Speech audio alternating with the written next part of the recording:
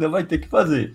Então, não tem muita dúvida sobre essa questão. O software é uma mercadoria como outra qualquer, tá?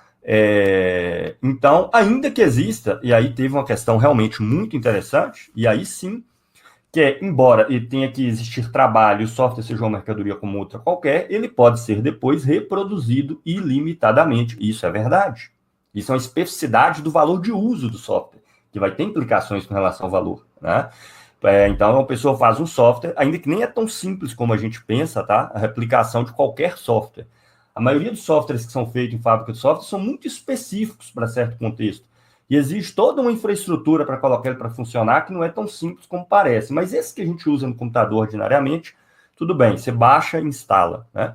Então, é verdade, por isso que tem um problema de piratear o software, mas veja, quando você baixa o software e usa, sendo pirata ou não, tendo pagado ou não, você não está comprando o software. Então, é o que eu coloquei, você está comprando o direito de usar, né? O software continua sendo uma propriedade da empresa. Softwares são caríssimos, gente. A quantidade de pessoa e o tempo que leva para fazer um software relativamente simples é enorme, tá? Você compra o direito de usar. Isso aqui permite essa replicação ilimitada do software, é que permite que você, além de vender o software, por exemplo, sei lá, a Microsoft, que seria bilhões, com toda certeza, de dólar, tá? Você pode duplicá-lo para todos os usuários, replicá-lo para todos os usuários e cada um pagar o direito de uso. Então, o valor daquele software ele vai ser dividido entre as frações das pessoas que estão pagando para utilizar. É uma forma de pagamento. Como, aliás, existe também em vários casos, tendo software essa especificidade dele poder ser copiado, dele poder ser replicado, né? Então, isso vai gerar formas de pagamento, formas de vendê-lo diferente. Você pode não vender o software, mas simplesmente alugá-lo, simplesmente permitir que as outras pessoas usem. Como ele pode ser duplicado, muitas utilizem. Isso viabiliza que milhões, centenas de milhões, talvez até bilhão de pessoas possa ter seu sistema operacional da Microsoft em casa, não é o meu caso, eu utilizo o Linux mesmo, e pagar, ou se não estiver usando pirata, pagar aí uma quantidade relativamente irrisória comparada com o que o software vale, tá? Com o preço da mercadoria, tá? A produção do software. Eu acho que surge muita confusão pelo caráter, né, do atributo útil. As pessoas pensam assim, porque tem aqui, vocês estão vendo a imagem na tela, a minha imagem na tela, só que eu não estou aí, né? A televisão é assim, né? Uma imagem que você vê num jornal não é a coisa, é uma representação da coisa que é tão material quanto ela, só que uma existe enquanto tal, a outra existe enquanto representação da outra coisa. São confusões sobre o atributo útil da coisa e o processo social de produção de valor, tá?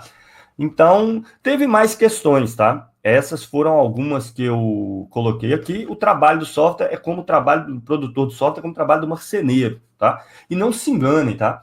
Tem uma divisão do trabalho pesadíssima na produção de software. Pesadíssima, e que normalmente a maioria do trabalho é pouquíssimo criativo. Se vocês querem saber, uma das razões que eu saí da área, tá? É que eu achava o trabalho extremamente repetitivo e maçante. Você tem um grupo de engenheiros de software que desenha tudo, que projeta tudo, e depois são atividades repetitivas, tá? Ou seja, são coisas que você tem que alterar.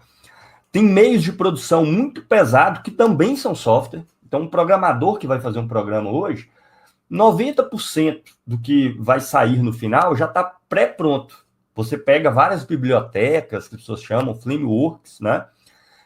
Que já tem coisas pré-fabricadas e você utiliza aquilo ali para fazer as adaptações e produzir o resultado que você quer. Então, meio de produção pesadíssimo. Tem empresa que vive só disso e é gigantesca, como a Oracle, por exemplo, tá? É produtora de meios de produção no âmbito da computação, ou seja, softwares que são usados por programadores para fazer o software final que você vai consumir, ou qualquer outro grupo de pessoas, empresa, o que quer que seja, vai consumir. Então, algumas dúvidas aí que surgiram a respeito do tema. Embora o problema da reprodução infinita é um problema muito interessante, tá? Porque vai gerar problemas, de fato, né? Vai gerar problemas, inclusive contra pirateamento, mas essas coisas avançaram que vocês não fazem ideia, tá? Eu tenho aqui no meu computador uma base de dados de música que deve ter uns 200 gigas, e eu tenho isso há uns 10 anos atrás ou mais, tá? Quase não adicionei mais nada, porque já baixei tudo que eu queria, eu escuto mais músicas dos anos 70, 60 mesmo, Então, recentemente, alguns discos que eu não tinha, eu fui baixar e tive uma dificuldade enorme de conseguir, né?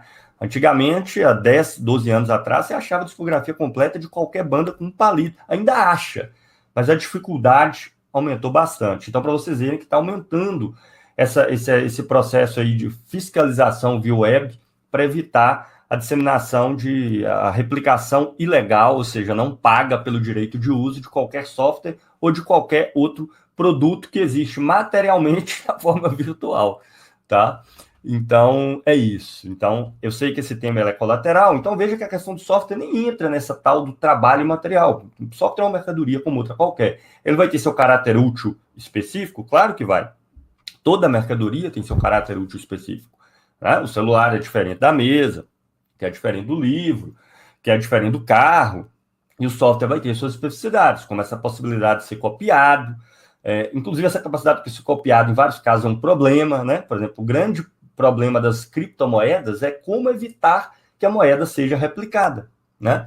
Porque senão a pessoa, né? Você não pode ter lá seus R$ 100 em moeda virtual e falar, deixa eu dar um Ctrl+C, Ctrl+V, virou R$ 200. Mais um Ctrl+C, Ctrl+V, virou R$ 400.